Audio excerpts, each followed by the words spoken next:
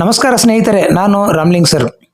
ಮಾಹಿತಿ ತಂತ್ರಜ್ಞಾನದಲ್ಲಿ ಕರ್ನಾಟಕವನ್ನು ಜಾಗತಿಕ ಮಟ್ಟದಲ್ಲಿ ಗುರುತಿಸುವಂತೆ ಮಾಡಿದ ಎಸ್.ಎಂ. ಕೃಷ್ಣ ಅವರು ಡಿಸೆಂಬರ್ 10ರಂದು ಬೆಳಗ್ಗೆ ನಮ್ಮನ್ನಗಲಿದ್ದಾರೆ.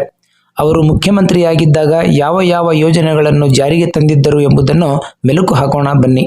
ರೈತರು ತಮ್ಮ ಜಮೀನುಗಳ ದಾಖಲೆಗಳನ್ನು ಈಗ ಮೊಬೈಲ್ನಲ್ಲೇ ನೋಡಲು ವ್ಯವಸ್ಥೆ ಮಾಡಿಸಿದವರೇ ಎಸ್.ಎಂ. ಕೃಷ್ಣರವರು. ಭೂಮಿ ತಂತ್ರಾಂಶದ ಮೂಲಕ ಕಂದಾಯ ಇಲಾಖೆಯಲ್ಲಿ ಮಹಾಕ್ರಾಂತಿ ಮಾಡಿದರು. 2001ರಲ್ಲಿ ಕೇಂದ್ರ ಸರ್ಕಾರದ ಸಹಯೋಗದಲ್ಲಿ ಕಂದಾಯ ದಾಖಲಾತಿಗಳನ್ನು ಕಾಗದ ರಹಿತವನ್ನಾಗಿ ಮಾಡಲು ಆರಂಭಿಸಿದ ಭೂಮಿ ಸಾಫ್ಟ್ವೇರ್ ಈಗಲೂ ಚಾಲ್ತಿಯಲ್ಲಿದೆ. ಈ ಹಿಂದೆ ರೈತರು ತಮ್ಮ ಜಮೀನುಗಳ ದಾಖಲೆಗಳನ್ನು ಪಡೆಯಲು ವಾರಗಟ್ಟಲೆ ಕಂದಾಯ ಇಲಾಖೆಗೆ ಅಲೆಯಬೇಕಿತ್ತು. ಅಧಿಕಾರಿಗಳ ಮುಂದೆ ಕೈಕಟ್ಟಿ ನಿಲ್ಲಬೇಕಿತ್ತು. ಇದನ್ನು ತಪ್ಪಿಸಲು ಎಸ್.ಎಂ. ಕೃಷ್ಣ ಮುಖ್ಯಮಂತ್ರಿಯಾಗಿದ್ದಾಗ ಭೂಮಿ ಸಾಫ್ಟ್ವೇರ್ ಅನ್ನು ಘೋಷಿಸಿದ್ದರು. ಇಂದು ರೈತರು ಕೇವಲ ಒಂದೇ ನಿಮಿಷದಲ್ಲಿ ಮೊಬೈಲ್ನಲ್ಲಿ ಪಹಣಿಯನ್ನು ಪಡೆಯುವಷ್ಟರ ಮಟ್ಟಿಗೆ ಭೂಮಿ ಸಾಫ್ಟ್ವೇರ್ ಅಭಿವೃದ್ಧಿಯಾಗಿದೆ. ಮಹಿಳಾ ಸಬಲೀಕರಣ ಯೋಜನೆ.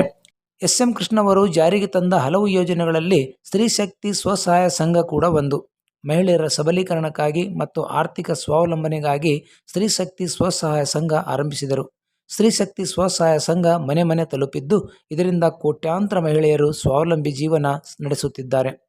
ಎಸ್.ಎಂ. ಕೃಷ್ಣ ಜಾರಿಗೆ ತಂದ ಮಧ್ಯಾಹ್ನದ ಬಿಸಿಯೂಟ ಯೋಜನೆಯು ರಾಜ್ಯದಲ್ಲಷ್ಟೇ ಅಲ್ಲ, ರಾಷ್ಟ್ರ ಮಟ್ಟದಲ್ಲೂ ಹೆಸರುವಾಸಿಯಾಯಿತು.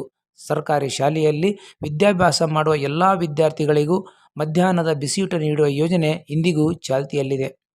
ಬಡವರಿಗೆ ವರವಾದ ಯಶಸ್ವಿನಿ ಯೋಜನೆ. ಅನಾರೋಗ್ಯ ಬಡವರಿಗೂ ದೊಡ್ಡ ಶಾಪ. ಈ ಬಡವರಿಗೆ ಸರ್ಕಾರಿ ಆಸ್ಪತ್ರೆಗಳಲ್ಲಿ ಉತ್ತಮ ಚಿಕಿತ್ಸೆ ಸಿಗುವುದಿಲ್ಲ.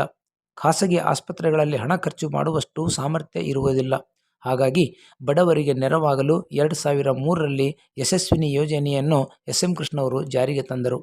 ಬೆಂಗಳೂರು ಮೈಸೂರು ಹೆದ್ದಾರಿ, ಬೆಂಗಳೂರನ್ನು ಸಿಲಿಕಾನ್ ಸಿಟಿಯನ್ನಾಗಿ ಮಾಡಿದ್ದು, ಐಟಿ-ಬಿಟಿಯಲ್ಲಿ ಬಹುದೊಡ್ಡ ಕ್ರಾಂತಿ ಸೇರಿದಂತೆ ಇನ್ನೂ 10 ಅಭಿವೃದ್ಧಿ ಕೆಲಸಗಳನ್ನು ಮಾಡಿಸಿದ ಎಸ್.ಎಂ. ಕೃಷ್ಣ ಇಂದು ನಮ್ಮನ್ನಗಲಿದ್ದಾರೆ. ಕನ್ನಡ ನಾಡಿನ ಕೋಟಿ ಕೋಟಿ ಅಭಿಮಾನಿಗಳನ್ನು ಅಗಲಿದ ಮಾಜಿ ಮುಖ್ಯಮಂತ್ರಿ ಎಸ್.ಎಂ. ಕೃಷ್ಣ ಅವರಿಗೆ ಜಗತ್ತಿನಾದ್ಯಂತ ಗಣ್ಯರು ಸಂತಾಪ ಸೂಚಿಸಿದ್ದಾರೆ. ನಮಸ್ಕಾರ.